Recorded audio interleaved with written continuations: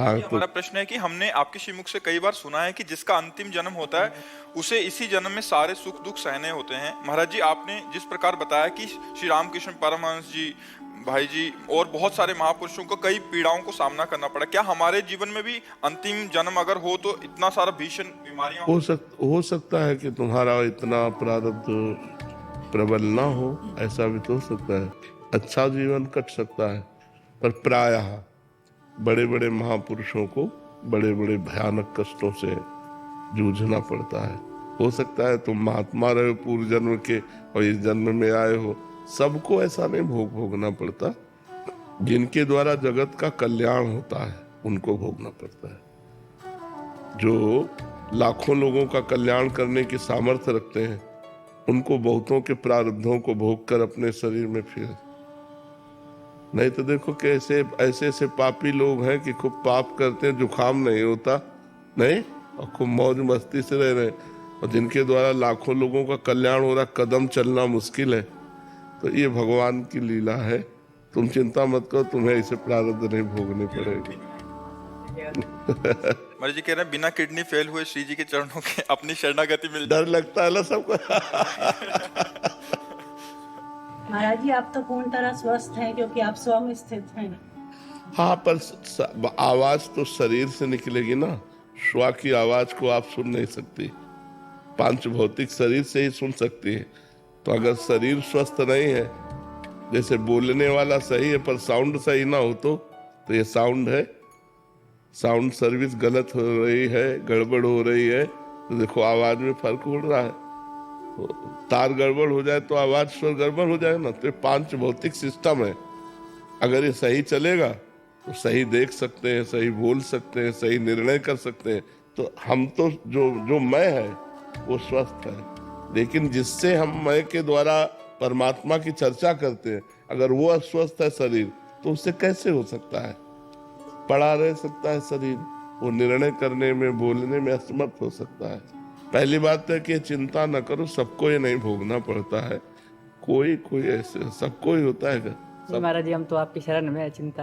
हाँ नहीं, हम जो हमारी शरण में आता हम पकड़ के श्री जी की शरण में कर देते।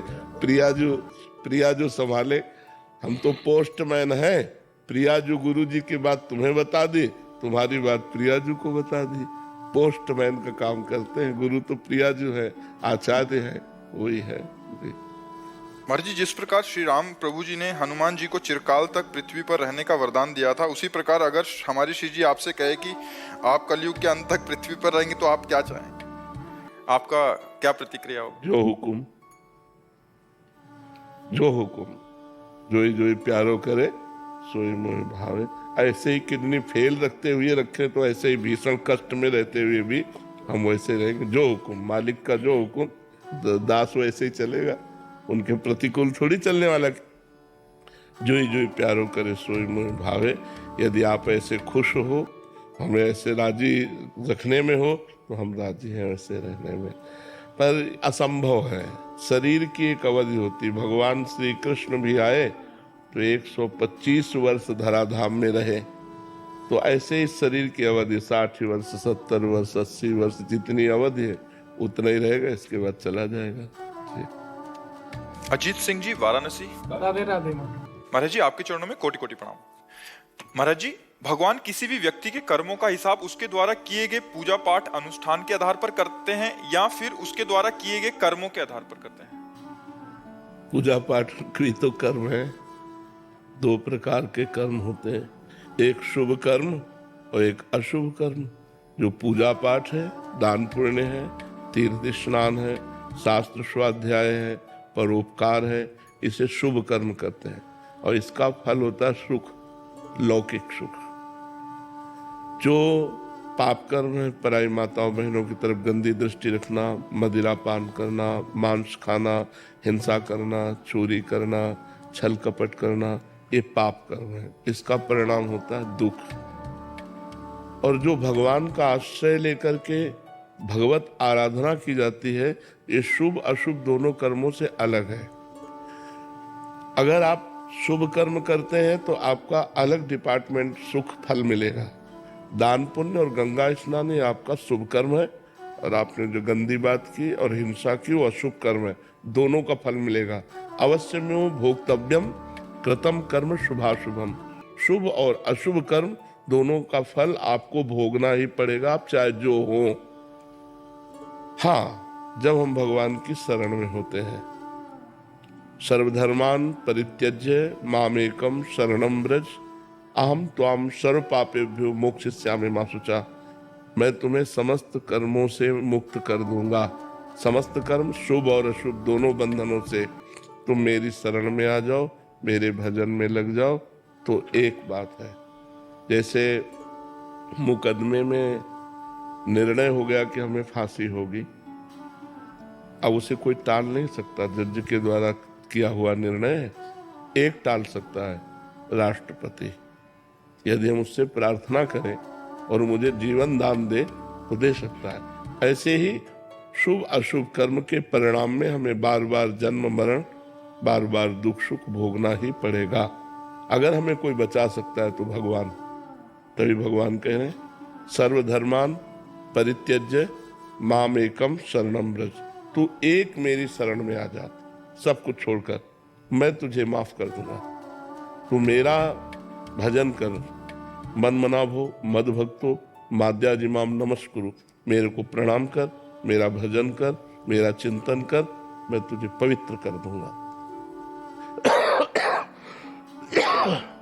ये शरीर पाप और पुण्य दोनों से मिश्रित बना है, चाहे जिसका भी शरीर हो भोगना पड़ेगा, अवश्य में भोक्तव्यम, चाहे संत हो चाहे असंत हो। ये संत और असंत नई खेती है, पुरानी जो तुम करके आए हो तुम्हें भोगना पड़ेगा। भीष्म जैसे अखंड बाल ब्रह्मचारी महान आत्मा 6 महीना बाणों की सैया पर पड़े रहे। बड़े बड़े महापुरुषों को देखा जाता है कष्ट प्रद जीवन व्यतीत करते हुए, ये अनेक जन्मों का संचित पाप कर्म उसे भोग करके वे पवित्र होकर भगवान को प्राप्त होते हैं। भोगना पड़ेगा, अवश्य भोगना पड़ेगा। अब कह दे कि अभी एक सिद्धांत बताया गया कि भगवान की शरण में आने से भगवान उसे माफ कर देते हैं। तो क्या माफ किया? ये एक जन्म के लिए निकाला हुआ प्रारब्ध है और अनेक जन्मों का संचित कर्म जमा है, उसे भगवान भस्म कर देते हैं। अभी जो हमसे गलती होगी उसे माफ कर देते हैं, लेकिन जिससे शरीर बना वो भोगना पड़ता है। वो शरीर प्रारब्ध भोग से युक्त है, इसलिए प्रारब्ध बड़े बड़े ब्रह्म ऋषियों को भी भोगना पड़ा, बड़े बड़े महात्माओं को भी भोगना पड़ा। आप समझ पा रहे? महाराज जी, एक सुजीत विश्वकर्मा जी हैं, इनका इसी संदर्भ में एक प्रश्न है। महाराज जी, ये तो आपने बताया जो शरण में हो जाएं और जो उस कोटि के महापुरुष हैं जो उनकी तो पूरा माफ हो जाए, कह रहे हैं कि पाप पूजा पाठ और धर्म, अच्छे धर्म कर्म से खत्म किया जा सकता? नहीं, वो अलग डिपार्टमेंट। अच्छा कर्म करोगे वो शुभ कर्म होगा, लेकिन उसको नष्ट नहीं किया जा सकता। जैसे ऊपर से हम घास काट लेते हैं तो क्या घास नष्ट हो जाती है? क्या उसकी जड़ नष्ट होनी चाहिए।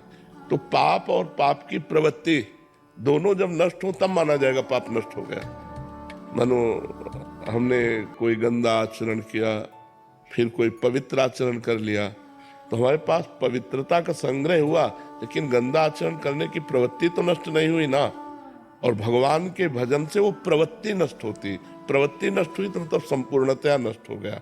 अगर वो ऊपर से थोड़ा सा पाप हमारे दान पुण्य से मान लेते हैं कि थोड़ा कम होता है, तो नीचे बहुत खाद है और वो इतना उर्वरक भूमि है, कर्म भूमि, कि हम पाप करते ही रहते हैं। तो क्या फायदा हुआ? हमारे पुण्य का फायदा क्या हुआ? पाप की प्रवृत्ति का नाश हो जाए, इसीलिए उसे प्रधानता में बोल दिया जाता है। नहीं तो जैसे गंगा पापम शशीतापम दैन्यम कल्पतरुस्तथा, गंगा जी का स्नान पाप का नाश करता है, संत दर्शन से पाप नष्ट होते हैं, भगवान के मंदिर में जाके दर्शन करने से पाप नष्ट होते हैं।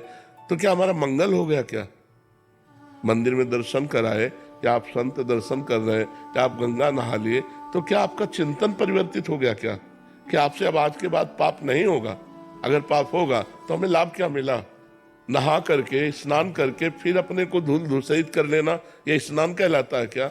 स्नान तो वो हुआ जिसके बाद फिर हम गंदगी को स्वीकार ना करें। वो होगा शास्त्र स्वाध्याय करते हुए ज्ञान से। जब तक आपके अंदर ज्ञान जागृत नहीं होगा तब तक गंदे आचरण बंद नहीं होंगे तो फायदा क्या, फिर तो भोगना ही पड़ेगा, अवश्य में तब में भोगना ही पड़ेगा। इसीलिए देख रहे हो सब भोग रहे हैं, नहीं तो कोई ना कोई दान पुण्य तो बनता ही है, कोई ना कोई तीर्थ यातन होता ही है, फिर सबको दुख से रहित हो जाना चाहिए। अब जैसे हम लोग हैं, बचपन से किसी को कष्ट दिया ऐसा याद नहीं, 13 वर्ष से बाबा जी दोनों किडनी फेल है, लेकिन फिर भी आनंद है, हम बिल्कुल विचलित नहीं है, क्योंकि भगवान की शरण में है। ये है हमारे पाप कर्म ने हमको गिरा दिया, लेकिन हमारे भजन ने, हमारे भगवत आश्रय ने इस गिरी हुई स्थिति में भी हमको आनंद प्रदान कर रहा है। लेकिन हमको कोई क्यों कष्ट नहीं, क्योंकि हमारा अगला रजिस्टर बिल्कुल साफ है और मैं शरीर छोड़कर भगवान के पास जाऊंगा, इसलिए प्रसन्नता है। अब मेरा कोई कर्म बंधन नहीं। अपने को पता होता है, जब पेट भर जाता है ना तो अपने को पता होता है, ऐसे अपने को पता होता है हमारी गति क्या होगी, जो पवित्र भजन करने वाले, इसलिए आनंद। इसलिए सबको चाहिए नाम जप करो, कोई पाप आचरण मत करो, क्योंकि हर पाप का दंड जब मिलेगा तो भुगतना बड़ा मुश्किल होता है। अब ये किसी एक पाप का फल है, हमारी दोनों किडनी फेल कर दी गई। गर्भ से ही एक रोग होता है पॉलिसिस्टिक किडनी डिजीज, वो माता से वंशानुगत आता है, तो माता के गर्भ में माता को था, वही हमारे शरीर में आ गया। तो वो कर्म, ऐसी माता मिली, ऐसा रोग मिला, ऐसा भोग मिला। और एक महान कर्म कि ब्राह्मण के घर जन्म मिला, बचपन से तपस्या और भजन मार्ग मिला, अंतिम में भगवान के धाम नाम का चिंतन करते हुए शरीर भगवान के नाम में छूट जाएगा, बड़ा मंगल हो जाएगा। तो भोगना तो पड़ेगा भाई, इसीलिए कहा जाता है बहुत होश में कर्म करो, नहीं तो तुम्हें कर्म नहीं बख्शेगा। भगवान तो बख्श देंगे, लेकिन कर्म नहीं बख्शेगा, तुम्हें भोगना ही पड़ेगा। जी। रेणु जी गोरखपुर से। राधे राधे महाराज। राधे राधे महाराज जी। महाराज जी, जीवन में हमें लगता है कि अब सब कुछ ठीक हो गया है, अब हम आश्वस्त होकर जीने लगते हैं, तभी जिंदगी हमें धोखा देती है। महाराज जी, मेरा सवाल है कि क्या हमें नहीं तो सब कुछ ठीक होने में क्या लक्ष्य रखा, रुपया लक्ष्य रखा, समस्याएं को रखा, समाज को रखा, भगवान को रखा क्या? महाराज जी, बच्चे बड़े हुए, पढ़ लिख करके, अब ब्याह का समय आया, नौकरी का समय, हम समाज ये समाज है, पति का साथ छूट गया। हम कह रहे हैं समाज है, भगवान को रखा। सब कुछ ठीक होने में भगवान को रखा जाता है, अब सब ठीक है, क्योंकि भगवान हमारे प्रीतम है। तो आपके अंदर तुरंत ज्ञान आता कि इसका नाम मृत्यु लोक है। पति इतनी ही आयु लेकर आए थे, चले गए, ये भगवान की लीला है। नाम जप, भगवान से यदि अपनापन है तो सब कुछ ठीक है, और यदि भगवान से अपनापन नहीं तो सब ठीक होते हुए भी सब गड़बड़ है, सब गड़बड़ है। सो सब धर्म कर्म जरि जाऊ, जहाँ न राम पद पंकज भाऊ। हम लोग इसी माया को, इसी प्रकृति को अनुकूल देखकर समझते हैं सब कुछ ठीक है, लेकिन वो दांव बदल देगी। जहां अनुकूलता को देखकर राजी होगे, तुम्हें राजी नहीं होने देगी, क्योंकि वो चाहती है कि हमें भोग करते हुए हमारे प्रीतम को प्राप्त हो। मायापति कौन है? भगवान है। हम लोग माया को मां नहीं मानते, माया भोग करके उसके पति बनना चाहते हैं, मायापति बनना चाहते हैं। और जहां देखा सारी अनुकूलता, तो उसको क्या एक सेकंड में ऐसी प्रतिकूलता पैदा कर दी, सब अनुकूलता धूल धूसरित हो गई। अनुकूलता का तात्पर्य भगवान के हो जाना, अनुकूलता का तात्पर्य भगवान का भजन करना। समय है आपका, जितना समय है मृत्यु लोक में उतना ही रह सकते, इसके बाद ट्रांसफर, शरीर छोड़ो और दूसरी जगह जाओ। इसका नाम पहले सोच लो क्या है, मृत्यु लोक। यहां मरोगे, सब मरोगे, हम मरेंगे, तुम मरोगे, सब मरेगा। अच्छा, इसका समय नहीं निश्चित हमारी जानकारी में, लेकिन भगवान के यहां से तो निश्चित है ना। कोई गर्भ में मर जाता है, कोई बाल्यावस्था में, कोई यौवन अवस्था में, कोई वृद्धावस्था में। पर हम सब कुछ ठीक है तभी मानेंगे जब आपका भजन हो रहा है और आपका चित्त भगवान से जुड़ा है, तो सब ठीक है। और भगवान से नहीं जुड़ा है तो फिर कहा, हनुमंत विपत्ति प्रभु सोई, जब तो सुमिरन भजन न हुई। अगर भगवान से चित्त नहीं जुड़ा तो वही विपत्ति है, वही क्षण, वही सबसे बड़ी हानि है, वही सबसे बड़ा दुख है। माया का प्रलोभन बना और मैं कामनी में फिसल गया। अब डर सा बैठ गया है कि कीर्ति भी आएगी, कंचन भी गिराएगी, तो महाराज जी वो श्री जी से विमुख हो जाऊंगा। अभी धीरे से पकड़ा ही था मार्ग, और अभी एक ने तो गिरा दिया, अगले दो भी गिराने को तैयार बैठे होंगे। हाँ, बिल्कुल सही बात है, लेकिन गिरता तब है जब हाथ छोड़ देता है, जैसे माँ का हाथ बच्चा पकड़े हो तो गिरेगा नहीं, अगर हाथ छोड़ दे तो फिर गिर जाएगा। भगवान का नाम छूट गया इसलिए गिरा दिया, नहीं तो गिरने के चांस ही नहीं है। गिरता वो है जो हाथ छोड़ देता है, सहारा छोड़ देता है, भरोसा छोड़ देता है, भगवान का आश्रय छोड़ देता है। नहीं तो सीम की चाप सके को तासु, बड़ रखवार रमापति जासु। भरोसा, सुमिरन, तो चश्मा सही, चश्मा सही तो कुछ गड़बड़े नहीं। अब चश्मा भोग रूप रखोगे, किसी माता बहन को देखकर भोग्या रूप से देखोगे तो भ्रष्ट तो हो ही जाओगे। पूज्य रूप से देखो, कभी भ्रष्ट नहीं होगे। तो सब माताएं बहनें हमारी पूज्या है। अगर हम पूज्या भाव से रहे तो कभी कामिनी हमें नहीं गिरा सकती। और दूसरी बात, कंचन श्री जी का सारा वैभव है, हम सब उनके दास हैं। 8 पैसे सेवा परिचर्या में लगे, क्या बिगाड़ पा रहा है? कीर्ति, हमें लगता है देश विदेश भी है, भारत में ये नहीं, देश विदेश भी है, क्या बिगाड़ पा रहे? 3 चीजें कंचन, कामिनी, कीर्ति तब बिगाड़ती है जब हम प्रभु से अलग होते हैं। अगर हम प्रभु में जुड़े हुए हैं तो वही मंगलमय हो जाती है, वही मंगलमय हो जाती है। जननी सम जानो पर नारी, धन पराय बिस्ते बिस भारी। सब माताओं बहनों के प्रति अगर पाणी ग्रहण हो जाए, पत्नी मिल जाए तो सिर्फ उसमें भोग्या भाव रखे, सब में पूज्या भाव रखे। कभी तो यदि हम अपने आचरण ठीक रखें तो कंचन, कामिनी और कीर्ति तीनों मंगलमय है, बुरे थोड़ी है। मान लो हमारे पास रुपया आ गया, अब पूरे वृंदावन के संतों को भंडारा पवा दिया, कुछ बिगाड़ा क्या? अब मान लो आप कीर्ति सुन के ही तो आए हो,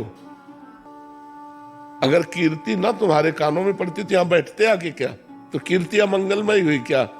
अब इसी बात का हम अभिमान कर ले तो हम नष्ट हो जाएंगे। तो अभिमान रहित होकर भगवान की शरण में रहने से कंचन भी मंगलमय, कामिनी भी मंगलमय और कीर्ति भी मंगलमय हो जाती है। समझ पा रहे आप?